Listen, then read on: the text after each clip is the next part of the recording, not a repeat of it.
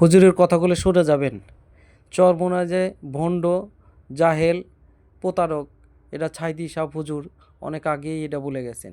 আমাদের বলার আর কিছুই নেই। তাকে বিশ্বাস করা আমাদের ভুল হবে। বিশ্বাস করলে আমরা অনেক বড় ক্ষতির মধ্যে পড়ব। কিন্তু বাপ পীর ছিল, উনিও সেই সুবাদে পীর, ইলেম নাই তো, না নিজের কাছেই তো টর্চ নাই, আপনাকে অন্ধকারে উনিও ম্যান হোলের মধ্যে পড়বে, আপনারে নিয়ে পড়বে।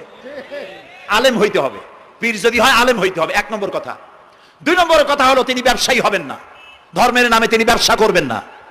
তিনি মানুষকে হেদায়েতের পথ দেখাবেন, প্রয়োজনে জেলে যাবেন, প্রয়োজনে ফাঁসির মঞ্চে দাঁড়াবেন। তিনি নিজেকেই ইসলামের সব আমি করি, আর ইসলাম কারো কাছে নাই। যারা ইসলাম করলো 70-80 বছর ধরে, রাজনীতির পথ দেখালো, তারা ইসলামের দল না, ওনারটাই ইসলামের দল। এই ধরনের ফাজলামি বক্তব্য থেকে বিরত থাকতে হবে, এই ধরনের বেয়াদবিপূর্ণ বক্তব্য থেকে বিরত থাকতে হবে।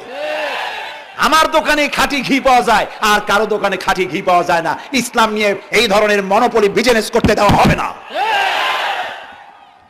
প্রিয় ভাই সব, আমরা পীর সাহেবদের চিনি। পীর ছিলেন শাহজালাল রহমতুল্লাহ আলাইহি, সুবহানাল্লাহ।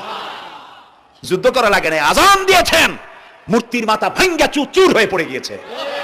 গৌর গোবিন্দ পলায়া কুল পায় নাই। লোকেরা যায় তার মাজারে গিয়ে গজাল মাছ জিয়ারত করে আসে, কিন্তু তরবারিটা দেখে আসে না। দোধারি তরবারি এখনো আছে, সুবহানাল্লাহ বলেন।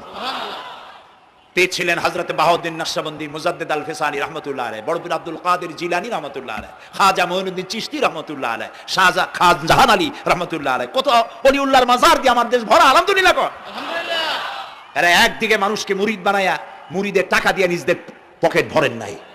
ওনারা এরকম করতেন না, এইরকম করতেন। আর রাসূলুল্লাহ বলেছেন এই রকমের হাতের মর্যাদা নাই, এই হাতের মর্যাদা।